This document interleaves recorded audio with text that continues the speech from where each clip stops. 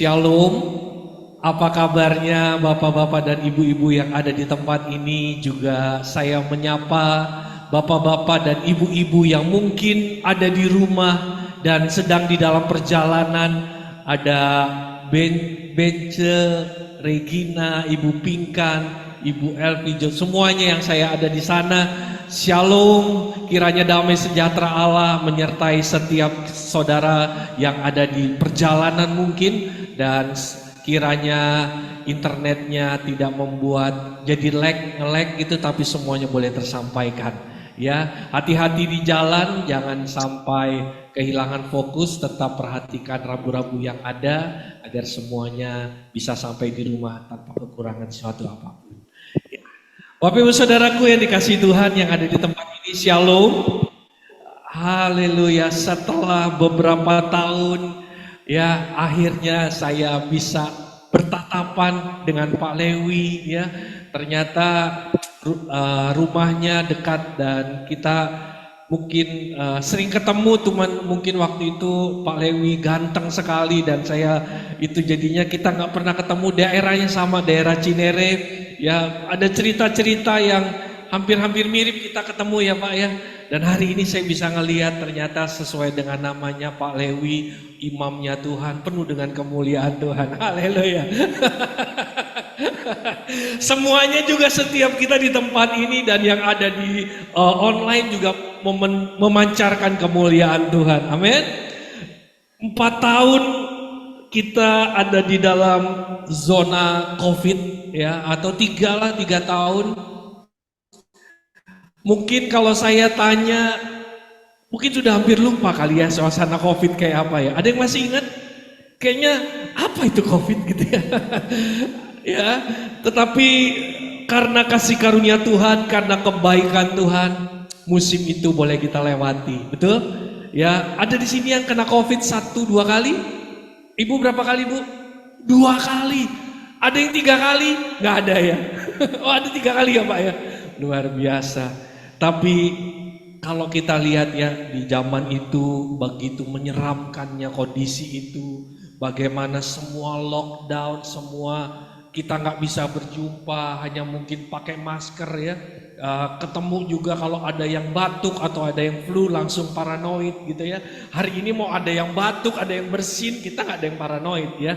Cuman ya mungkin agak dihindari biar nggak terhindar. Tapi puji Tuhan kita ada, amin.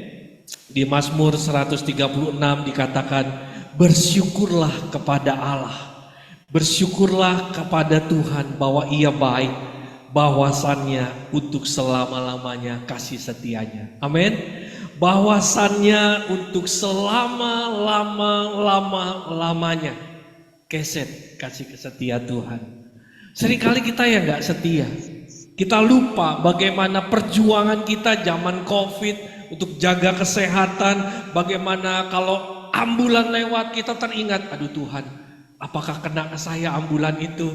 Atau mungkin ketika sedang kena COVID, ya waktu itu saya sama istri sudah kena Delta, ya COVID Delta ya waktu itu udah hampir 90 mau 89, napas sudah ngap-ngap gitu ya. Tetapi begitu masuk ke sini kayaknya udah hampir lupa rasanya seperti apa gitu ya. Ya saudara juga mungkin hampir lupa ya ngap-ngapannya seperti apa. Tetapi yang harus kita ingat pertolongan Tuhan yang luar biasa. Amin. Sehingga PDPK Kebayoran bisa berkumpul lagi di tempat ini, bisa onsite lagi, bisa hybrid lagi. Dan ada banyak hal yang membuat setiap kita berubah caranya. Betul ya. Kalau zaman dulu semuanya terfokus untuk online, mungkin gak ada bayangan ya Pak Lewi ya. Untuk teknologi bisa berkembang seperti zaman COVID. Tetapi hari ini dimanapun, kapanpun kita bisa mengakses dengan kalau kita masih tetap punya kuota. Gitu ya. Dan hari ini saya percaya kesetiaan Bapak Ibu diperhitungkan Tuhan. Walaupun jauh-jauh, macet-macet pulang kerja ya, betul Bu ya. Ada mungkin di rumah ini gimana besok anak masak apa, jemuran gimana. Tetapi kesetiaan Bapak Ibu untuk hadir beribadah juga yang ada di rumah, saya percaya Tuhan akan perhitungkan dan akan mengganti setiap kesetiaan kita dengan penuaian yang luar biasa di hidup kita. Amin. Ada istilah tak kenal maka tak ditraktir. Ya, mungkin ada yang belum kenal. Kalau Embo Alan ini ya udah kenal banget ya, namanya Embo. Saya panggil Embo karena udah lama kenal gitu ya. Om Alan ini dari kurus, setengah kurus sampai mengembang ke kanan dan ke kiri gitu ya. Luar biasa.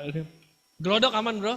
Aman ya, luar biasa ya. Ya, saya namanya Indra, saya melayani, pas COVID saya memutuskan merintis pelayanan di daerah Jakarta Timur, saudara. Sebenarnya ada di selatan, ada di timur, ada di Blok M.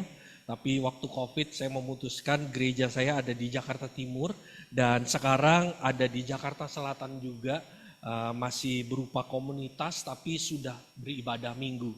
Dan hari ini saya didampingi istri saya satu-satunya dan hanya satu, namanya Truly. Ya, Truly, pokoknya dia selalu jujur sama saya. Begitu kenalan, Truly, wah ini orangnya pasti jujur, ya kan? Ini dia tulang dari tulangku, ya.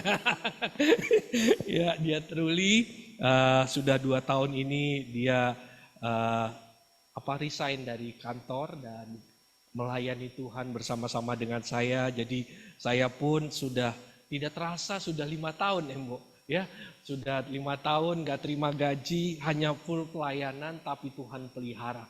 Ya, dan itu yang mungkin nanti saya saksikan bersama-sama Bapak Ibu semua di tempat ini. Dan izinkan saya yang muda-muda kemerah-merahan ini menyampaikan firman Tuhan gitu ya. Sama Pak Lewi saya masih agak muda saudara ya, sama Embo juga masih agak muda. Oke, hari ini saya judul firman Tuhannya Foundation of Hope gitu ya, dasar pengharapan kita. Ya, nanti masuk di dalam kesaksian tentang bagaimana kasih setia Tuhan yang besar.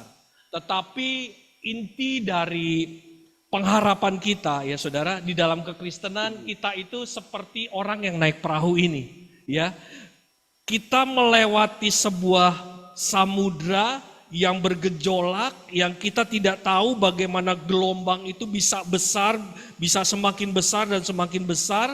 Dan kita melihat bahwa seakan-akan tidak ada yang menolong kita sendiri. Di dalam kekristenan banyak orang berkata bahwa kalau kita ikut Tuhan, kita itu pasti diberkati, tidak punya masalah, selalu mulus semuanya. Dan itu pengajaran yang salah saudara. Ya, ketika kita ikut Tuhan, ketika kita ikut memutuskan untuk ikut berjalan sama Tuhan, badai pasti ada. Betul? Musim kehidupan pasti ada. Tetapi buat orang percaya, hidup itu tidak seperti roda. Kadang di atas, kadang di bawah. Tetapi hidup itu seperti perjalanan naik ke puncak gunung. Kadang ketemu jalan yang naik, kadang ketemu jalan yang datar, kadang menurun. Tapi tujuannya ke puncak. Yang mati kata amin. Walaupun situasi kondisinya kita membuat kita nggak nyaman, membuat kita takut. Tetapi selama kita berjalan di dalam Tuhan, akan selalu ada penyediaan, akan ada selalu kasih setianya yang tidak pernah terputus dalam hidup kita. Amin. Colek kanan kirinya, Tuhan tidak pernah terputus dari hidup. Amin saudara. Karena Tuhan tidak menyerah terhadap hidup kita. Karena Dia pilih kita, Dia tahu akan seperti apa kita di hari ke depan. Kalau Dia bawa kita memasuki tahun 2025, saya percaya Dia juga Tuhan yang akan menyediakan, mencukupkan, dan akan membawa kita sampai pada kekekalan dengan kemuliaannya yang luar biasa. Amin. Nah saudaraku yang dikasih Tuhan, Tuhan jadikan kita lebih daripada pemenang. Ya, lebih daripada pemenang tuh seperti ini saudara. Seperti anaknya Mike Tyson, ya anggaplah anaknya Mike Tyson, dia punya sabuk juara bapaknya, dia bisa pakai itu tanpa dia harus bertanding.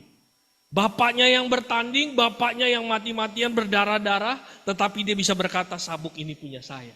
Karena bapaknya yang bertanding, dia anak yang lebih daripada pemenang. Demikianlah hidup kita.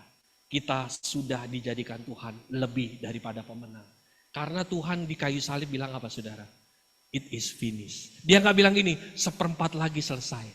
Atau sedikit lagi selesai. Enggak, dia cuma bilang gini, sudah selesai. Ketika dia sudah menyelesaikannya di kayu salib, maka dia sudah menyediakan sesuatunya yang baik atas hidup kita. Amin.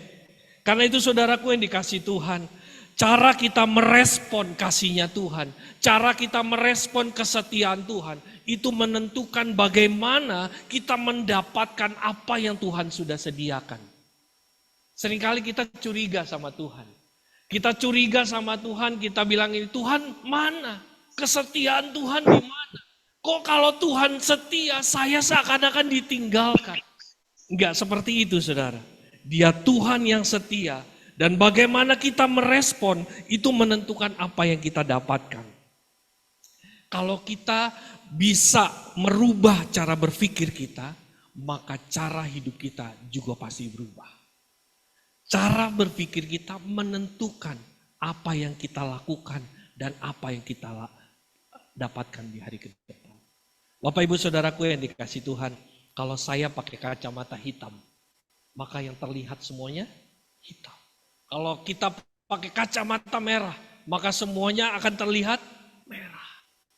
Demikianlah kita, kalau kita punya sesuatu yang membuat kita salah tentang menduga kasih setia Tuhan, maka kita pun menjalani hidup kita dengan cara yang berbeda, curiga sama Tuhan, bilang ini, ya kalau ini kan sakit penyakit dari Tuhan, ini kan semua karena Tuhan. No, mungkin cara hidup kita, cara kita makan, pola kita makan, itu yang menentukan kita punya penyakit.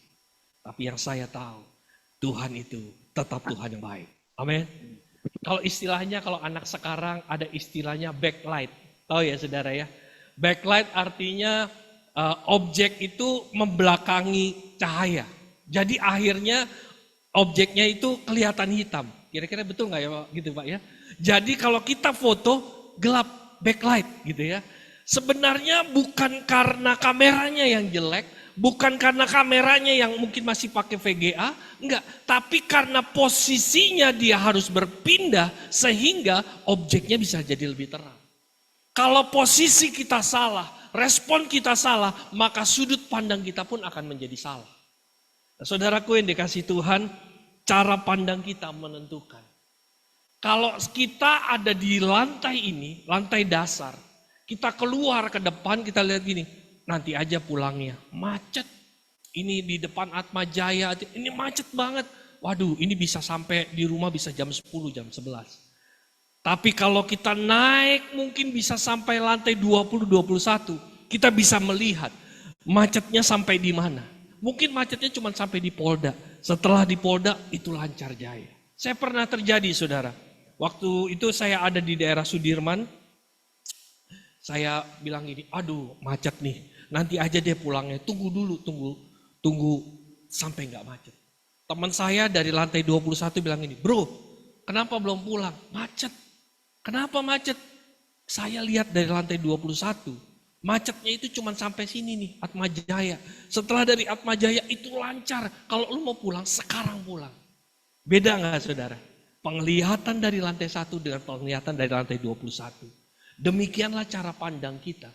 Kalau cara pandang kita dengan cara pandang dunia, pola pikir dunia, kita akan mendapatkan kegagalan, kemustahilan, ketidakmungkinan. Tetapi kalau kita naik terbang bersama dengan Tuhan, kita pakai kacamata iman kita pakai perspektif Alkitab yang Tuhan sudah sediakan buat kita. Saya percaya apa yang tidak pernah dilihat mata, didengar telinga, itu Tuhan sediakan buat setiap kita. Amin. Tadi saya ngobrol-ngobrol sedikit sama Pak Lewi, bagaimana teknologi pertelevisian ya Pak. Bagaimana setiap ketika ada stasiun televisi A, dia kalau mau live harus pakai genset, harus pakai ini. Tapi ada stasiun TV lain harus pakai yang cukup satu fan ya Pak ya. Ada cuman 3 orang tapi dia bisa live pada waktu itu. Sebenarnya bukan karena yang teknologi yang dulu itu salah, enggak juga. Mungkin karena dia kurang mengupdate, kira-kira gitu ya Pak ya. Kurang mengupdate, akhirnya mobilisasi untuk mengejar live dimanapun jadi terhambat. Nah kalau saudara di dalam handphone kita, ya semua rata-rata semua udah pegang handphone gitu ya. Ada istilahnya software update. Apakah aplikasi yang sebelumnya itu salah? Enggak. Tetapi software itu harus diperbaharui supaya apa? Supaya software itu bisa dipakai untuk musim yang baru dengan waktu yang baru. Apakah yang kemarin gagal atau produk yang salah? Enggak juga. Tetapi memang dalam hidup ini kita harus mengembangkan kapasitas kita, pola pikir kita. Bukan karena mungkin pola pikir yang salah, tapi karena zamannya yang berubah. Kalau kita nggak rubah pola pikir kita nggak rubah cara pandang kita, akhirnya apa? Kita menyalahkan Tuhan. Kita nggak bisa ngelihat keset kesetiaan dan anugerah Tuhan yang besar. Karena kacamatanya salah. Oleh kanan kirinya bilang, kacamatamu salah nggak? Engkau curiga nggak sama Tuhan? Nah itu dia ya kan. Kalau sekarang kita ketemu udah pakai kacamata ya Mbok ya. Kalau dulu masih lurus-lurus matanya. Nah saudaraku yang dikasih Tuhan, apa sih yang menjadi dasar pengharapan orang percaya? Apa yang menjadi dasar untuk kita bisa melihat kasih setia Tuhan yang besar? Slide berikutnya Pak. Dibilang gini saudara. Kasih Allah adalah apa? Pengharapan orang percaya. Saya ambil dari Roma 5 ayat 1 dan 6 tapi saya potong aja. Tertulis begini. Sebab itu kita yang dibenarkan karena iman, kita hidup dalam apa saudara? Damai sejahtera dengan Allah. Kita yang dibenarkan, kita yang dipulihkan, mendapat pengampunan dari Tuhan, kita beroleh damai sejahtera. Jadi kita punya hubungan yang baru sama Tuhan. Kita tidak punya jarak lagi sama Tuhan. Karena apa? Karena Yesus Kristus. Oleh Dia kita beroleh apa? Jalan masuk karena iman kepada kasih karunia. Di dalam kasih karunia kita berdiri, kita bermegah dalam apa? Pengharapan akan menerima kemuliaan Allah. Tuhan sudah sediakan, Tuhan sudah berikan di dalam Kristus Yesus jalan pendamaian. Satu hal yang menjadi pondasi kita. Di yang kuning dikatakan begini. Dan pengharapan itu, apa saudara? Tidak mengecewakan. Karena kasih Allah telah dicurahkan di dalam hati kita oleh Roh Kudus yang dikaruniakan kepada kita. Dasar pengharapan orang percaya bukan hanya kita melihat, bukan karena apa yang bisa kita punya, kita miliki, atau apa karena sesuatu yang membuat kita bisa tahu bahwa masa depan akan menjadi bagian kita. Tapi dasar pengharapan orang percaya adalah kasih Allah yang sudah dicurahkan di dalam setiap kita melalui apa? Roh Kudus. Yang percaya katakan amin.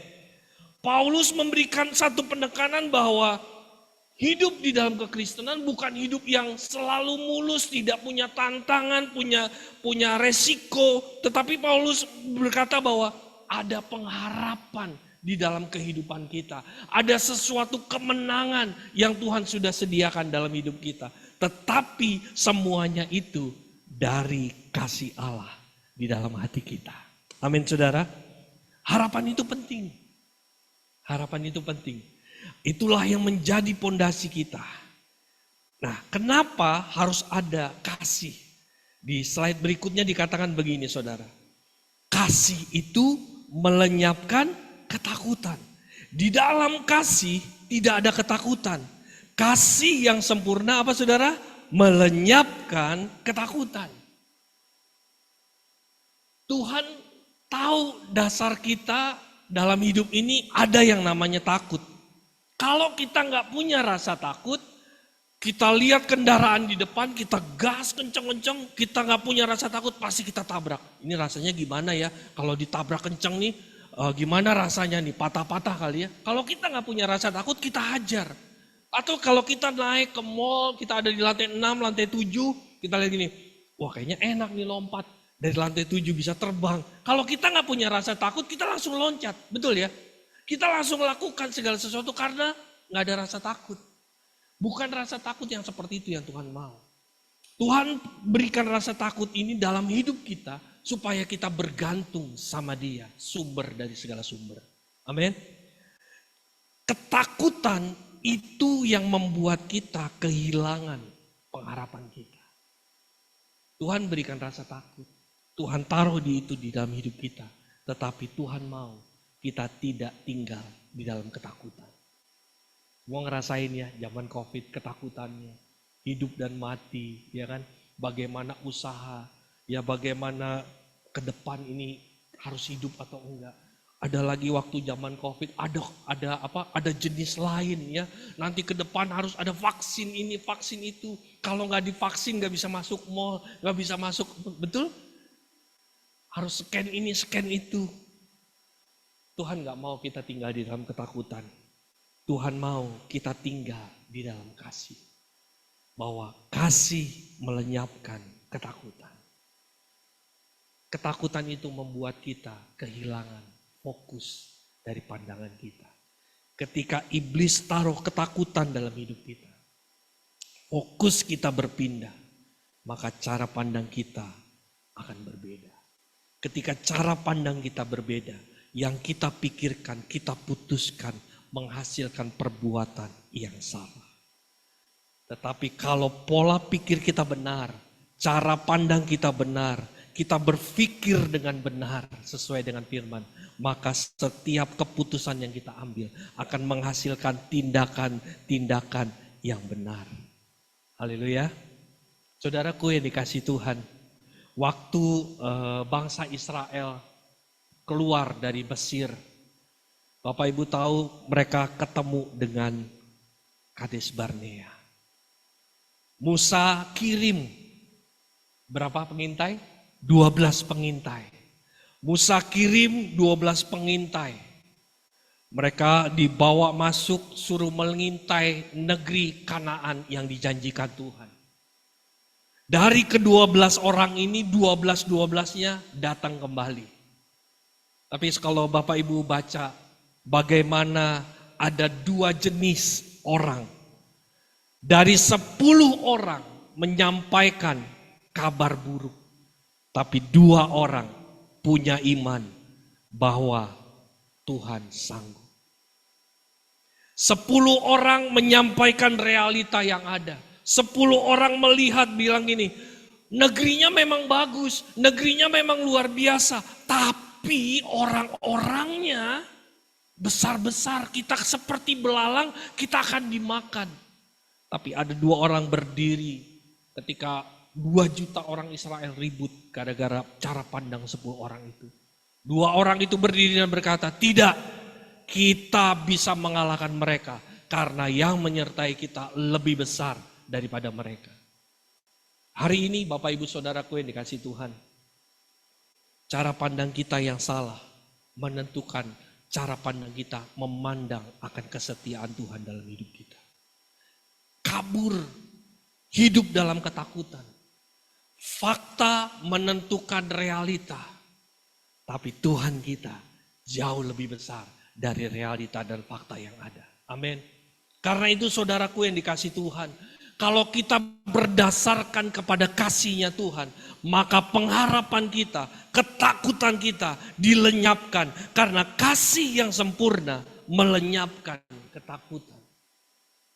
Kalau kita tinggal di dalam ketakutan, cek apakah kasih sempurna itu tinggal di dalam kita.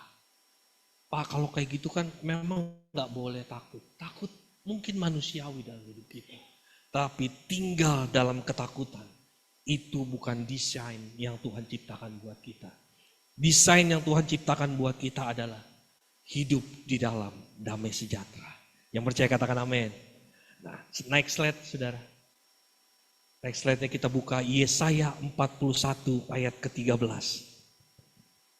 Nah, bisa sama-sama baca saudara. Yang di rumah juga boleh kalau bisa kelihatan.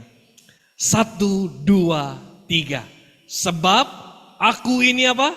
Tuhan Allahmu memegang tangan kananmu dan berkata apa?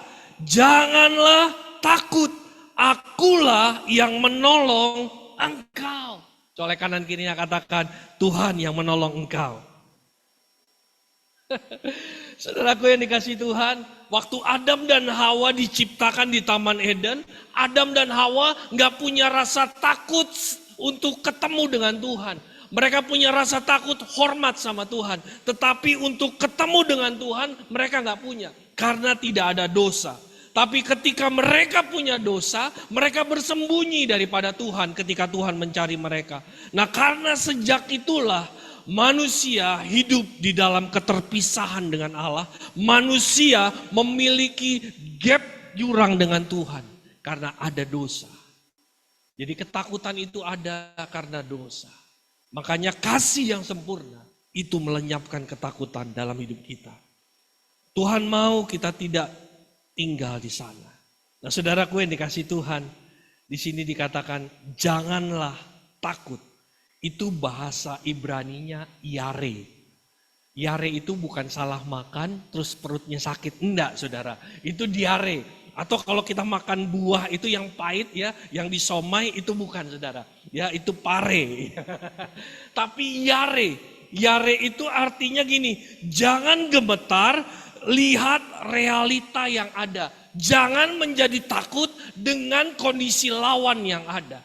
Jadi ketika Tuhan bilang ini jangan takut, Tuhan bilang ini yare. Jangan takut melihat realita yang ada.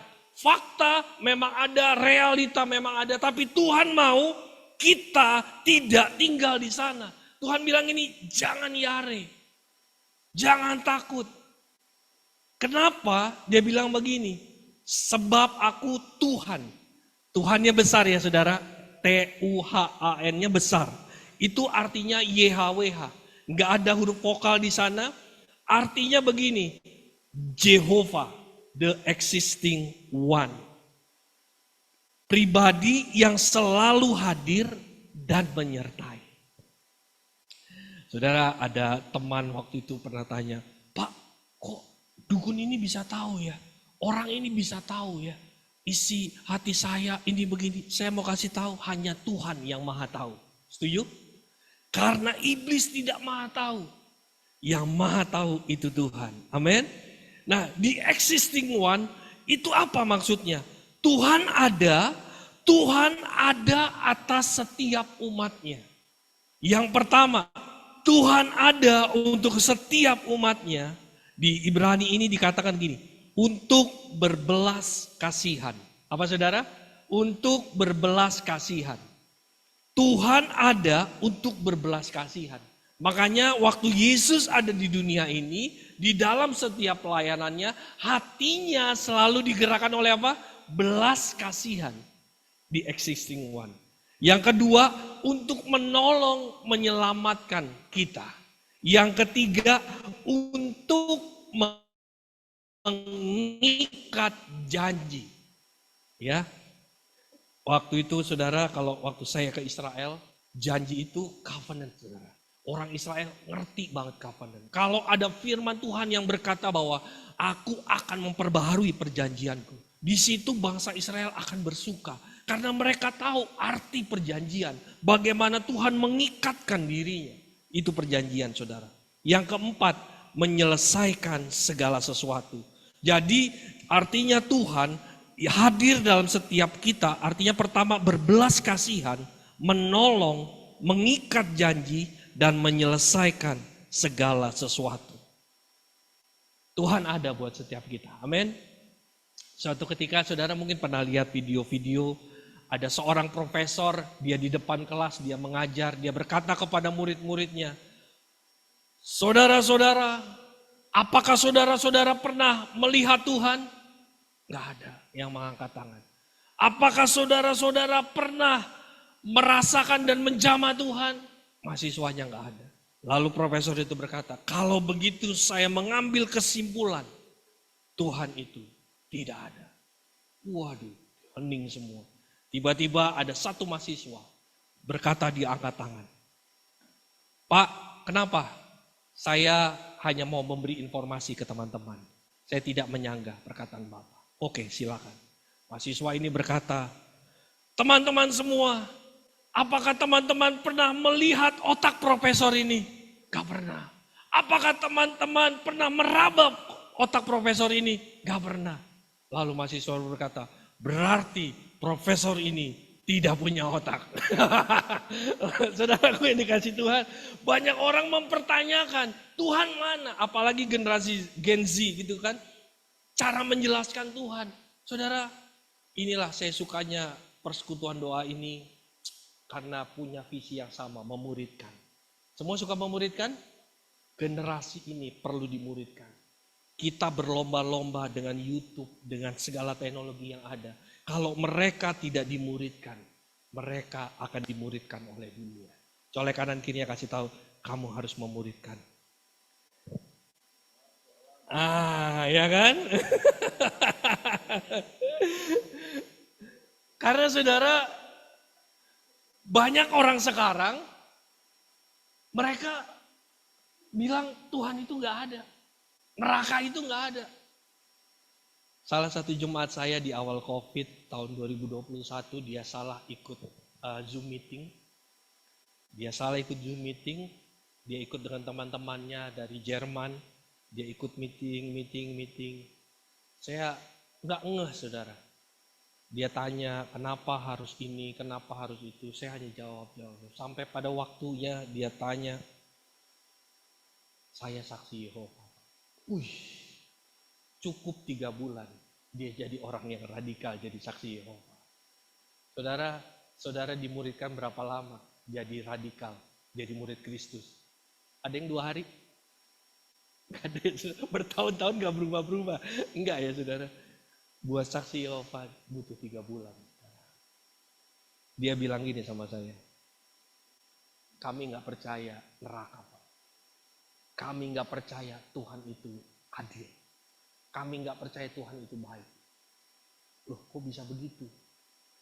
Kalau Tuhan itu adil, Tuhan itu baik, dia bilang begini. Kenapa manusia dihukum seumur hidup di neraka yang kekal? Padahal manusia hidup 70-80 tahun. Dosanya 70-80 tahun. Hukumannya kekal, gak adil. Betul gak saudara? Secara logika gak adil. Dosa cuma 70-80, dihukumnya kekal, saudara. Kekal itu enggak panjang, everlasting. Saya cuma jawab, saudara, dosa itu memang begitu hukumnya. Saudara, kalau saudara pernah tahu seorang pemerkosa atau seorang pembunuh, siapa di sini yang pernah memperkosa? Oh, enggak ada ya. Kembali ngakak, saudara.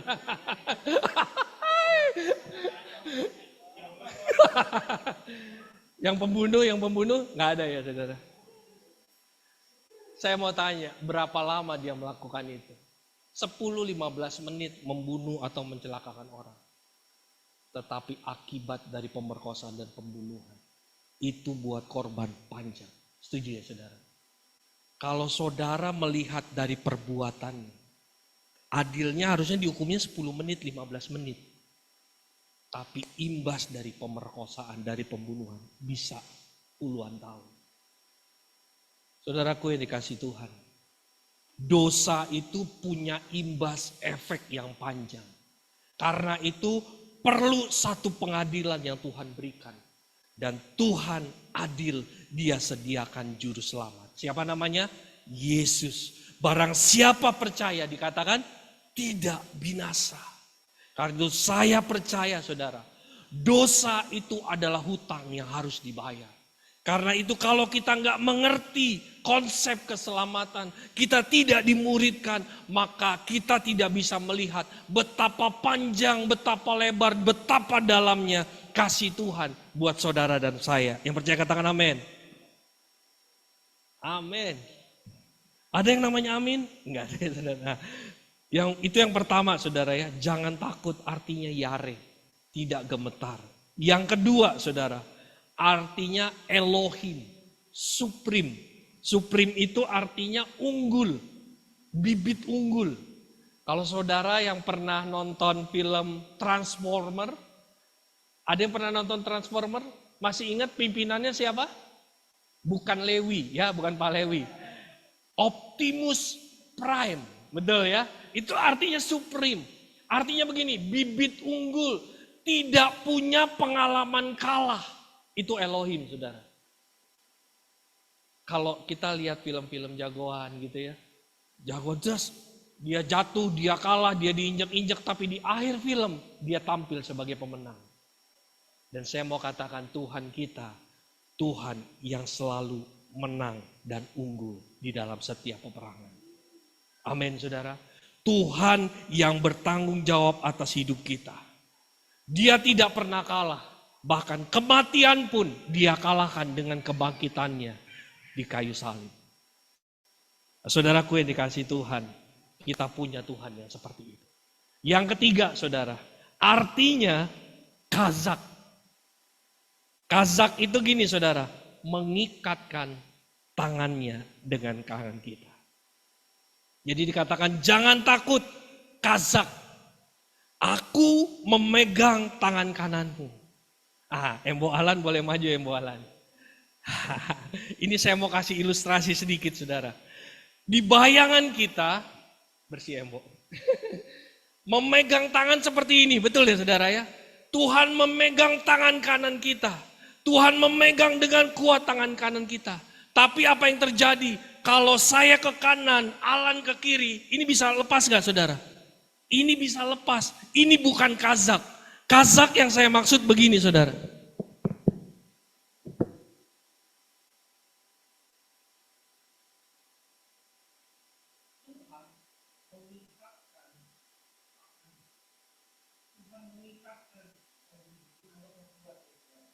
Jadi saudara, Tuhan mengikatkan tangannya, Tuhan mengikatkan perjanjiannya, kazak. Maksudnya begini, ketika Alan ke sana, saya ke sini, karena ikatannya yang kuat, maka mau tidak mau pihak manusia dia akan masuk ke dalam rencana Tuhan. Dan ketika Tuhan memegang tangan kita, kazak, maka kekuatan, anugerah, kesetiaan, kebesarannya, mujizat, itu yang dia terima dari Tuhan. Yang berarti katakan amin. Thank you, Ibu Alan. Jadi saudaraku yang dikasih Tuhan, kazak. Dia Tuhan yang setia atas hidup kita. Seringkali bukan Tuhan yang meninggalkan kita. Bukan Tuhan yang membiarkan kita. Tetapi seringkali kita yang meninggalkan Tuhan. Tetapi saya mau kasih tahu. Dia tetap setia kepada perjanjiannya. Dia tetap setia berdiri memegang tangan kanan kita. Kazak sampai setiap kita masuk ke dalam rancangannya, yaitu rancangan damai sejahtera dan bukan rancangan kecelakaan. Karena Tuhan tidak pernah menyerah akan hidup kita. Saya tutup dengan kesaksian saudara. Setelah saya keluar memutuskan merintis pelayanan, saya full time melayani. Gak terima gaji, saya merintis pelayanan. Saya harus ada setiap minggu, paling sedikit waktu itu berapa juta untuk sewa tempat melakukan pelayanan.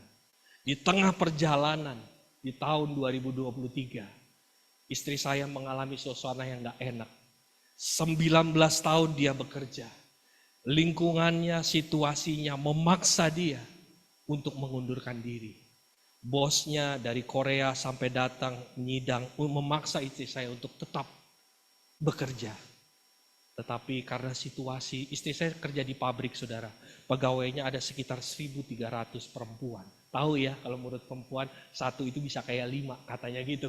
Ini 1.300 saudara. Tetapi begitu disidang, istri saya dibuktikan tidak bersalah. Tapi saya pikir gini, ya sudah. Kalau begitu bos kamu dari Korea sudah tahu kamu gak bersalah, tidak terbukti bersalah. Kita biarkan Tuhan. Saya bilang kalau kamu gak kuat, ya sudah kita keluar. Istri saya bilang gini, gimana nanti kita makan? Nanti kita makan batu, kamu gak kerja, saya gak kerja, pelayanan gak kerja. Itu terjadi tahun 2023. Saya doa sama Tuhan, saya dapat ayat ini, jangan takut. Saya baca-baca, saya kazak sama kamu. Saya mengikatkan perjanjiannya sama kamu. Saudaraku yang dikasih Tuhan, kazaknya Tuhan. Bukan dengan kekuatan dan kebaikan kita. Tetapi kasih setianya yang besar. Dia ikatkan sama kita. Dia bertanggung jawab sama kita. Amin.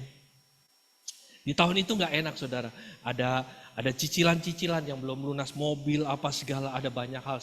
Sebulan itu saya harus punya hampir 10 juta ya, itu belum pelayanan saudara. Waktu itu saya cuma bilang, Tuhan ini gimana? 2024 nanti saya gimana? Apa benar kata istri saya makan batu? Tapi sampai hari ini, puji Tuhan, belum ada satu kerikil pun yang saya makan saudara. Ya. Karena saya tahu batu itu nggak enak saudara, ya keras. Mau di blender, direbus, dia tetap keras saudara. Tuhan lewati itu. Kalau saya cerita panjang saudara, tapi yang saya tahu, Embo mungkin tahu bagaimana perjalanan saya menjadi full timer. Tuhan buktikan. Dan sampai hari ini saudara, saya percaya saya tidak lebih baik dari saudara. Tapi satu hal yang saya tahu, ketika Tuhan mengikatkan perjanjiannya, keset, covenantnya sama hidup kita, berupa kasih setianya di kayu salib. Itulah kasih yang sempurna atas setiap kita.